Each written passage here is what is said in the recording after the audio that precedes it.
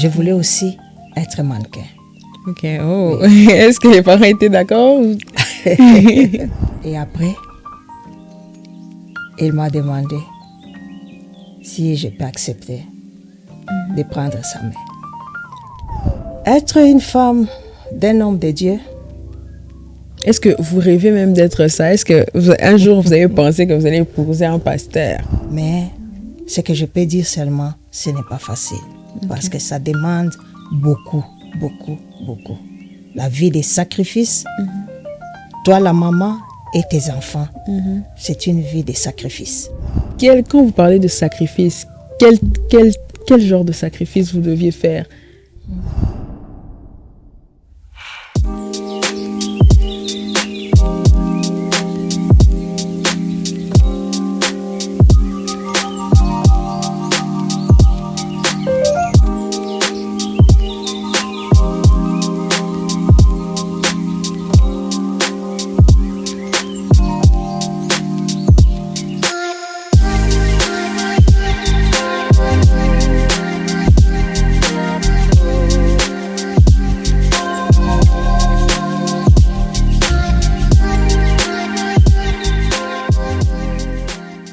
Bonjour et bienvenue dans votre podcast Lève-toi et brille.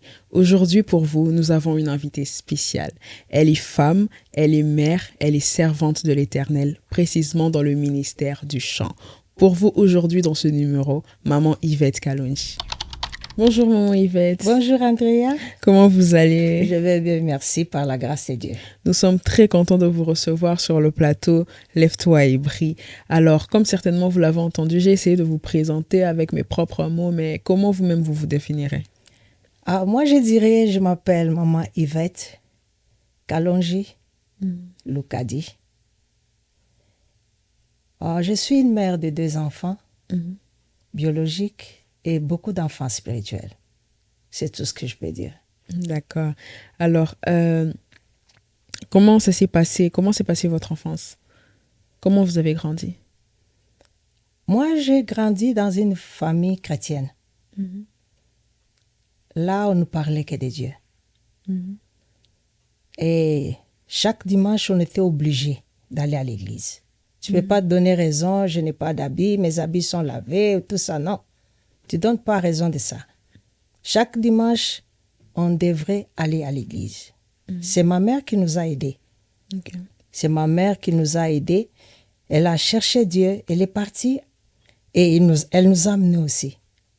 On n'avait pas de temps d'expliquer. Chaque dimanche. Mais vous, est-ce que ça vous intéressait d'aller à l'église? Moi, avant, c'était comme une corvée. Ok. Mais après, maintenant, j'ai vu que non, je devrais avoir l'histoire avec Dieu. Okay. C'est là où je me suis donnée. Sans être forcée, parce qu'avant, on me forçait. Mais après, quand j'ai goûté, je suis allée à l'église, j'ai vu, oh, alors pourquoi j'ai refusé? Et je suis restée à l'église jusqu'à présent. Ok, c'était aux alentours de quel âge comme ça que... J'ai fréquenté l'église quand j'avais, si je ne me trompe pas, je crois 12 ans. Ok. C'est là où on nous a amenés à l'église. J'avais 12 ans, jusqu'à présent. Ok, c'est là que vous avez directement donné votre vie au Seigneur ou c'est venu après? Ma vie au Seigneur, j'ai donné après. Ok. Parce que comme je venais de dire qu'avant, c'était comme on veut forcer. Vous ne restez pas à la maison, vous allez à l'église. Alors, j'étais obligée d'aller à l'église. Des fois, j'ai boudé, mais j'étais obligée d'aller. Et il y a un jour maintenant, quand je suis allée à l'église, l'homme de Dieu prêchait. Parce que mon père spirituel, c'est Papa Emmanuel Mbiye Moulaya. Le papa de Moïse Mbiye. C'est mon père spirituel.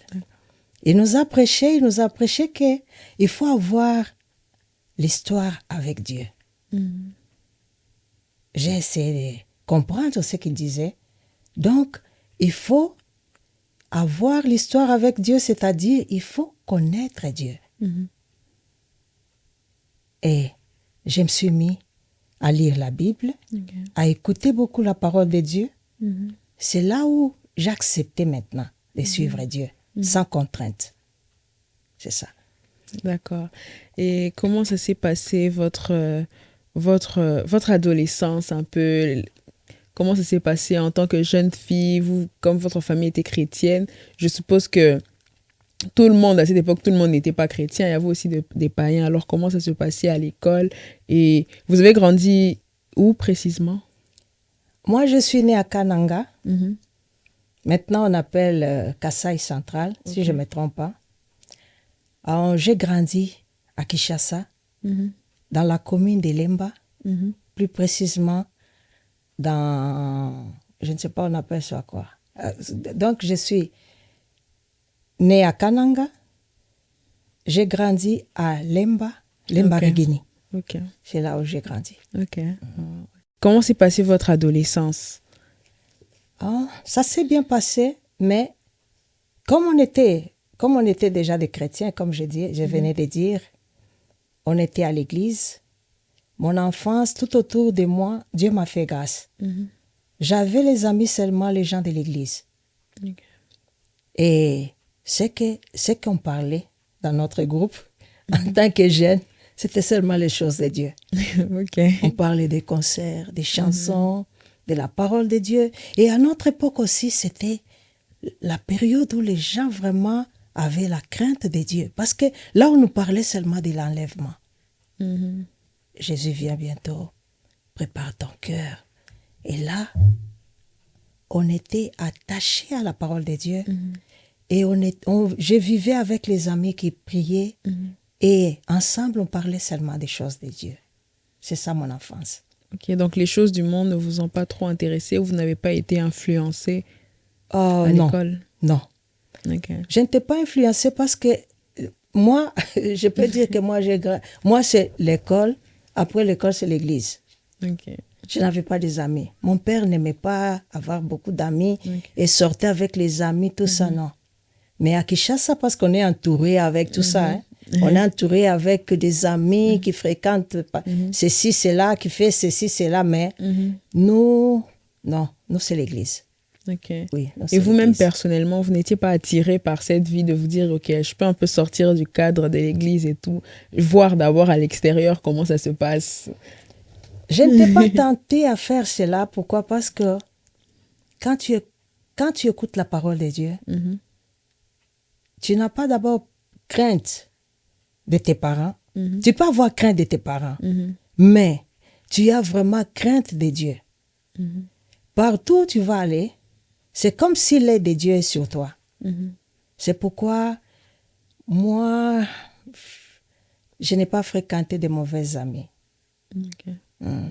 Seulement les amis qui priaient, les amis de l'école. On a le temps de faire des devoirs, on a le temps d'aller à l'église, on a le temps, parce que nous à Regini aussi on avait notre cellule de prière.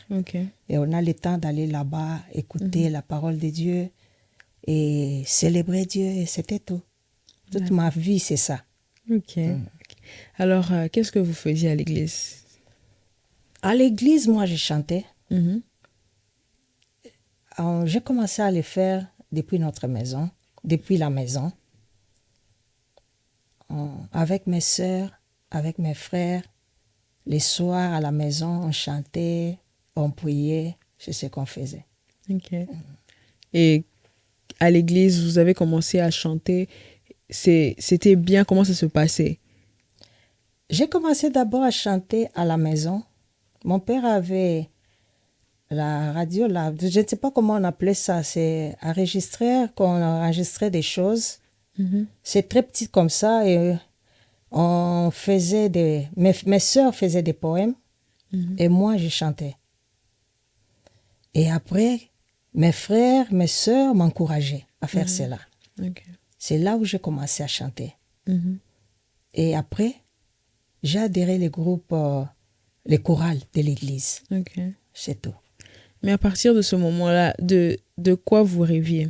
Qu'est-ce que vous vouliez faire plus tard? Comment vous vous voyez quand vous alliez grandir à cet âge-là, à l'époque?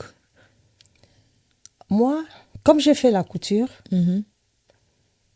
je voulais faire la couture plus profondément. C'est-à-dire quoi? Je voulais créer des modèles seuls. Je voulais savoir vraiment la couture. Parce que la couture, des fois, on est un peu limité. On est limité dans la couture. Alors, avec la couture, il faut fréquenter les modélistes, fréquenter les gens qui font des coutures, des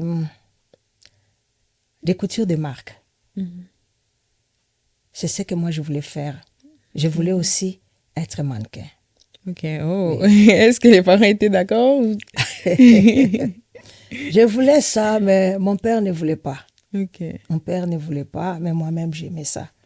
Il y a une fois, on m'avait envoyé, je crois, au marché, j'ai vu une dame. La dame, elle cherchait des gens pour être des mannequins. Alors, quand elle m'a vu, elle a dit, oh, est-ce que tu es vraiment... Est-ce que tu es intéressé? Je voulais te prendre pour faire ça, pour faire ça. J'ai dit, je vais d'abord demander à mon père. Quand j'ai essayé de parler à mon père, il a dit, catégorique. Il était vraiment catégorique. Non, je ne vais pas. Ok. C'est là que j'ai laissé tomber. J'ai fait seulement la couture. D'accord. Donc, on vous encourageait juste dans le domaine de la musique et de la couture. Bon, dans notre époque, les parents regardaient les dons qui est dans l'enfant. Hein. Ils demandaient, qu'est-ce que tu veux faire? Et moi, ce que je voulais, c'est seulement la couture. Okay.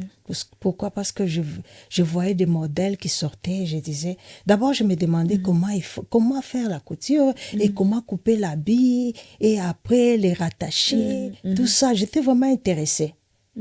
Et quand mon père m'a dit, est-ce que tu peux faire ça? C'est lui que mon père aussi m'a proposé, est-ce que tu peux faire la couture? Et ma petite sœur qui venait après moi aussi, parce que les deux, on a étudié ensemble, on a fait la couture ensemble. Okay. Alors, comme on était à deux, elle avait des modèles qu'elle connaissait, d'autres moi je ne connaissais pas. Ce que moi je connaissais, elle ne connaissait pas. Alors, on faisait à la maison la couture. Elle me montrait ce qu'elle connaît. Moi aussi, je montrais ce que je connais. C'est la couture qu'on a fait. Alors, comment vous en êtes arrivé à la musique, à commencer à faire la musique? Qu'est-ce qui vous a poussé dans la musique? Dans la musique, c'est ma famille qui m'a poussé à le faire. Oh non, ce n'est pas ma famille, c'est moi-même. Dans la musique, j'aimais vraiment la musique. J'aimais la musique. Chanter, c'est quelque chose qui est venu à moi. C'est un don que Dieu a mis à moi. Okay. Parce que je me mettais à interpréter les chansons. Comme à l'époque, il y avait une chanson de... C'est Maman Metabea. Metabea chantait une chanson, c'était en lingala. Nabunga Kinjela, Namisala et Satana. C'est la chanson qu'elle avait fait sortir à cette époque-là. Et comme j'aimais beaucoup chanter, et j'ai commencé à chanter ça. Et j'ai chanté aussi Talatina. Talatina, c'est une chanson de Papa Mente. Talatina, ngaina landaka, kolo yesue. C'est les chansons que j'aimais beaucoup. D'accord. Alors, on évolue dans ce contexte familial dans lequel vous grandissez un peu, école, maison, église. Comment vous faites pour rencontrer votre mari? Oh, ça c'est une bonne question. Hein? Oh. On m'a invité pour venir chanter à une église qui était à côté de nous. C'est l'église JCR, qui signifie Jésus-Christ, mon Rédempteur. Okay. C'est là où je suis venue pour chanter. Et il m'a vu, Papa Ado. Quand il m'a vu, il a dit que est-ce que tu peux accepter d'adhérer à notre groupe? Comme le groupe était à côté de chez nous, l'église était à côté de chez nous, je n'ai pas refusé, je suis entrée. Et là, on a fait route ensemble. On a commencé à chanter. Il y avait aussi d'autres gens dans les groupes, comme Papa Roger, Papa Onésime, Papa Pierre, Maman Street. Elles étaient là dans les groupes et on a évolué. Et après, il m'a demandé si je peux accepter de prendre sa main. Et j'ai accepté. C'est là. Et c'est là que tout a commencé. Alors, comment ça s'est passé? Est-ce qu'il était d'accord pour que vous continuiez à chanter, à aller dans votre église et continuer à servir, à chanter? Oui, quand nous sommes mariés, alors là, j'ai quitté Bethel pour venir maintenant à Gisser. Ok. Comme lui aussi il chantait, Mhm. on a commencé à chanter ensemble Ok. et on a fait notre premier album Mhm. avec lui. Mhm. C'est ça. D'accord. Et comment ça s'est passé maintenant de quitter le Congo pour venir ici au Canada? Est-ce que vous avez continué à chanter ou vous avez eu une pause dans le chant? Oui, j'ai continué à chanter parce que c'est un don qui est à moi. Mhm. Je suis arrivée à Toronto, plus précisément à l'Ontario. Là, j'ai adhéré les groupes. Non, j'ai adhéré l'église. Mhm. L'église que Papa Sami dirige, Mhm. Papa Sami Kalalamende et Mama Kapi. C'est là où j'ai adhéré et j'ai continué aussi la musique. Mhm.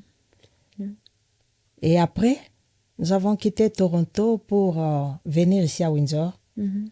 toujours dans la musique. Là, c'est Miem Church. Ok. Miem Church, et je suis entrée, j'ai commencé à diriger les groupes Miem Musique Mhm. jusqu'à présent. Ok. Alors, comme vous nous avez raconté, comment ça a été d'être femme de pasteur dans votre église? Être une femme d'un homme de Dieu, Est-ce que vous rêvez même d'être ça? Est-ce que un jour vous avez pensé que vous allez épouser un pasteur? non, je n'ai pas pensé à ça, mais Dieu avait pensé ça pour moi. Ok. Oui, c'est pourquoi Dieu m'a envoyé. Dieu a envoyé un homme de Dieu devant moi. Ce n'est pas facile d'être la femme d'un homme de Dieu. C'est pas facile. Ce n'est pas facile. C'est une vie de sacrifice d'abord. C'est une vie de beaucoup d'amour. Il faut avoir beaucoup d'amour. Parce que c'est l'œuvre de Dieu. L'œuvre de Dieu, c'est... Je ne peux pas dire que l'œuvre de Dieu est difficile. Hein? Le travail de Dieu est difficile, non. Parce que nous disons d'abord, c'est le travail de Dieu. C'est Dieu lui-même qui est le maître de son travail. Mais ce que je peux dire seulement, ce n'est pas facile. Parce que ça demande beaucoup, beaucoup, beaucoup. La vie des sacrifices, toi la maman et tes enfants, c'est une vie de sacrifices. Ce que je peux dire, c'est ça. Quand vous parlez de sacrifice, quel genre de sacrifice vous deviez faire? Quand je parle de sacrifices, je vois... Parce que l'Église, d'abord, c'est une famille. Dans la famille, il y a les gens capricieux, il y a les gens têtus, il y a les gens, bon, je peux dire que les gens qui peuvent dire qu'ils connaissent tout dans la parole de Dieu, mais tu dois supporter. Et aussi, je dis que la vie des sacrifices, parce que c'est comme si tous les yeux des gens sont fixés sur vous. Vous n'avez pas droit à l'erreur. Mais comment on vit comme ça? Qu'est-ce qui vous a permis de tenir en tant que femme? À un moment, vous aurez pu dire, ah, c'est devenu quoi aussi cette affaire de l'église? Mais qu'est-ce qui vous a permis de tenir et comment vous viviez cela au point où on va y arriver, mais aujourd'hui, vous êtes aussi mère de pasteur? Ah oui, j'ai tenu parce que j'ai compté sur Dieu. Quand tu laisses Dieu devant toi, tu laisses Dieu faire. Et toi, tu recules. Tu vas réussir. Mais quand tu te mets debout, toi-même, sans Dieu, c'est là où tu vois d'autres gens abandonnent. Ils abandonnent tout ce qu'ils avaient. Ben. Mais quand tu as Dieu en toi, c'est lui qui fait tout pour toi. Et le Saint-Esprit va t'aider. Okay. Mais avec le corps comme ça, avec le sang, ça ne va pas tenir. Mais rempli de l'Esprit, tu tiens. Parce que Dieu est en toi et c'est lui-même qui conduit tout.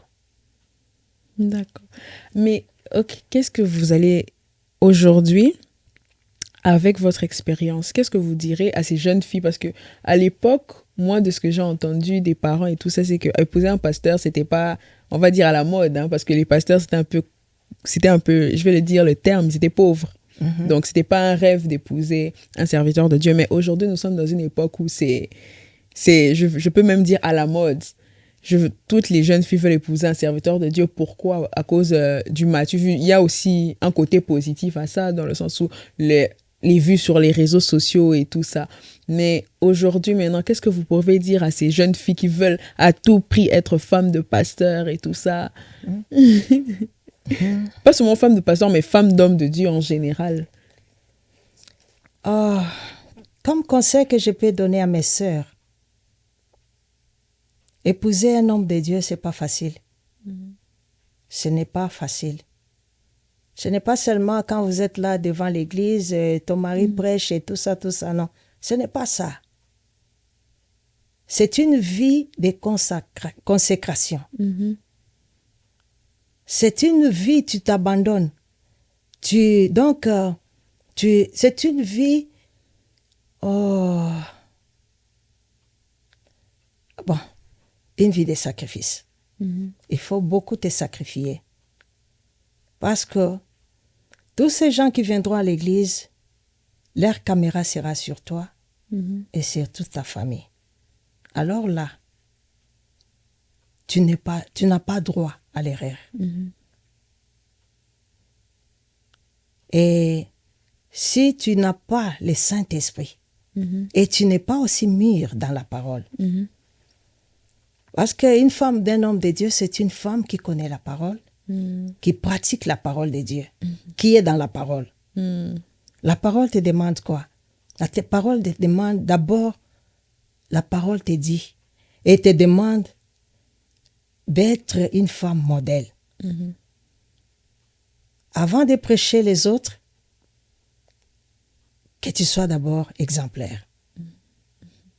C'est ça, ce que je dis, une vie de sacrifice. Tu ne peux pas faire toutes choses comme tout le monde. Il y a des choses que tu as envie de faire. Exemple, tu peux te comporter comme tout le monde. Ou bien, ta façon de parler,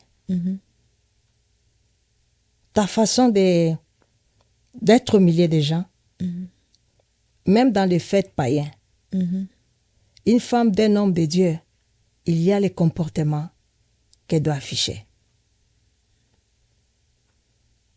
C'est ça. Et tu dois avoir un gros cœur pour supporter, pour aimer. Même si quelqu'un te fait du mal, tu dois l'aimer. C'est la Bible qui te demande. C'est ça. Wow. Alors, on continue d'évoluer. Toujours dans votre passion pour la musique, comment ça a été maintenant d'être femme de pasteur? Vous travaillez, mais vous êtes aussi mère des enfants. Comment vous avez fait pour continuer dans la musique avec toutes les différentes occupations que vous avez? La musique, comme on le faisait à la maison avec mon mari, c'était très facile. Comme maman, je faisais mes histoires, préparer, arranger la maison, faire mes devoirs, je faisais tout. Mais j'avais aussi le temps de la musique. Parce que la musique, c'est quelque chose qui... Tu peux dire que je vais faire seulement une chanson, mais la chanson te prend 2 heures. Mais comme on est à la maison, on les faisait, c'était très bien, on ne part pas, donc ce n'était pas loin, mais la musique était près de nous. La musique était dans la maison. C'est pourquoi on la faisait vraiment tranquillement. D'accord. Et maintenant, vous, par exemple, vous avez dit que votre père ne voulait pas que vous fassiez le mannequinat et tout ça, mais il était pour la musique et la couture. Comment vous avez été avec vos enfants alors? Avec mes enfants, l'environnement de notre maison déjà, c'était la musique. C'était la parole de Dieu. Parce que plus tard, mon mari a un peu diminué la musique pour prêcher l'évangile. Ok. Alors, dans notre maison, c'était la parole de Dieu et la musique. Les enfants sont venus, nous ont trouvés déjà dans les bateaux de la musique et de la parole de Dieu. Et aussi, ils sont entrés directement. Je crois qu'on n'a pas vraiment forcé les enfants pour la musique ou bien pour la parole de Dieu. On n'a rien forcé. Mais comme on les amenait partout, là où on prêchait, là où on chantait, et aussi, plus tard, ils ont commencé aussi à pratiquer la même chose. Okay. C'est ça. D'accord. Et maintenant, comment ça se passait les compositions des chansons? Vous êtes compositeur ou vous êtes seulement interprète? Oui. Oh, Papa Charles Mombaya aussi, j'ai interprété. Et une personne que je ne peux pas oublier, Papa Kabachi. Un homme bien. Ah, papa, que la main de Dieu soit sur toi, que l'Éternel te guérisse parce qu'il est malade. C'est un homme qui a bouleversé ma vie en regardant sa façon de louer Dieu. Il a fait le travail de Dieu sans intérêt. Et avant, comme je venais de dire que j'interprétais, mais quand je suis venue ici au Canada, Dieu m'a fait grâce. Un jour, j'ai vu dans les rêves qu'on était, on avait une prière les 3 jours. Après les 3 jours de prière, le 3e jour maintenant, la nuit, je me suis vue, j'ai chanté une chanson. La chanson, c'est « Laisse-moi t'adorer ». Là, je disais à mon Dieu, laisse-moi t'adorer. Laisse que mon cœur t'adore. Laisse que mon âme t'adore. Je viens à toi pour t'adorer, Seigneur. Laisse-moi t'adorer, laisse-moi t'adorer. Et quand j'ai commencé à chanter cette chanson, la présence de Dieu a envahi ma vie, a envahi mon cœur. Et j'ai commencé à prier. Et il y a encore d'autres chansons qu'on a composées. Okay. Alors, pour conclure, quel conseil, que diriez-vous à un enfant qui se retrouve dans un environnement où il n'est pas encouragé dans ses talents, où peut-être il a un don pour chanter comme vous, mais ses parents lui disent par exemple oh, laisse ça, ou ses frères et sœurs le découragent. Qu'est-ce que vous allez dire à ses parents ou à cet enfant? Oh, ça c'est une bonne question, mais je vais commencer d'abord par ma propre vie. Moi, j'étais encouragée par mes frères. J'étais encouragée par mes sœurs. J'étais encouragée par la grande famille qui était tout autour de moi. Là, je vois Papa Richard, Papa Roger, Papa Jean-Marie, Papa Hilaire, Papa Martin Lukanda. Ce sont eux qui m'ont encouragée. Maman Tina, ma grande sœur que j'aime beaucoup, Maman José. C'est eux qui m'ont encouragée. C'est pourquoi je demande aux parents, chers parents, encouragez les enfants à servir Dieu. Ça va t'épargner beaucoup de choses. Ça va t'épargner à beaucoup parler. Et Dieu va prendre charge de vos enfants.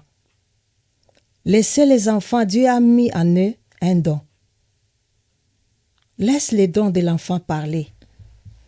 N'empêche pas. Laisse les enfants s'exprimer. Quand les enfants sont à la maison, il y a les enfants en lavant les assiettes. Elles chantent. Il y en a d'autres, des fois, elles prennent la Bible. Il impose la maison. Venez, mettez-vous. Moi-même, aujourd'hui, je suis pasteur. L'enfant commence à prêcher. C'est un don que Dieu a mis à l'enfant, maman. Papa, laisse les dons de l'enfant s'exprimer. Et toi, enfant, si tu as les dons de Dieu, ne recule pas. N'écoute pas les gens qui découragent, n'écoute pas. Écoute Dieu et sers Dieu et il te bénira. C'était votre podcast Lève-toi et brille avec notre très chère invitée, Maman Yvette. D'ici là, on vous laisse avec son dernier single, Si Dieu est pour moi, qui sera contre moi? On se revoit très bientôt. Bye bye!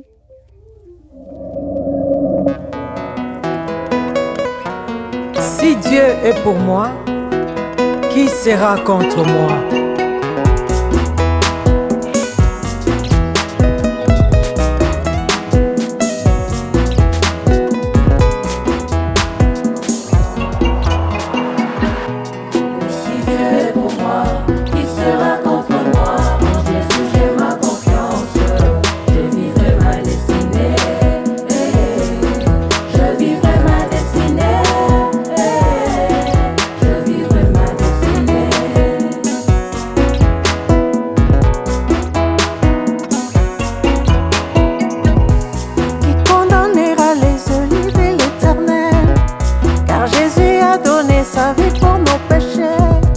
Par son sang, il nous a rachetés de la mort. Par sa grâce, l'agneau nous a sauvés. Qui condamnera les élus de l'Éternel? Car Jésus a donné sa vie pour nos péchés. Par son sang, il nous a rachetés de la mort. Par sa grâce, l'agneau nous a sauvés.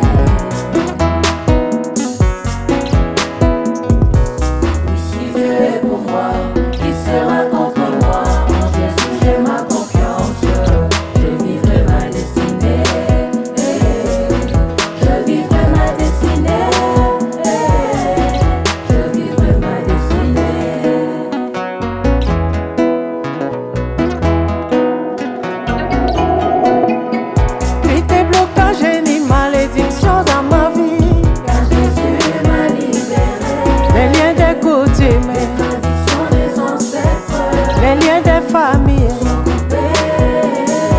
les liens de l'Égypte, me voici libre. Puis tes blocages ni malédictions dans ma vie, car Jésus m'a libéré. Les liens des coutumes, les traditions des ancêtres, les liens des familles, les liens de l'Égypte, me voici libre.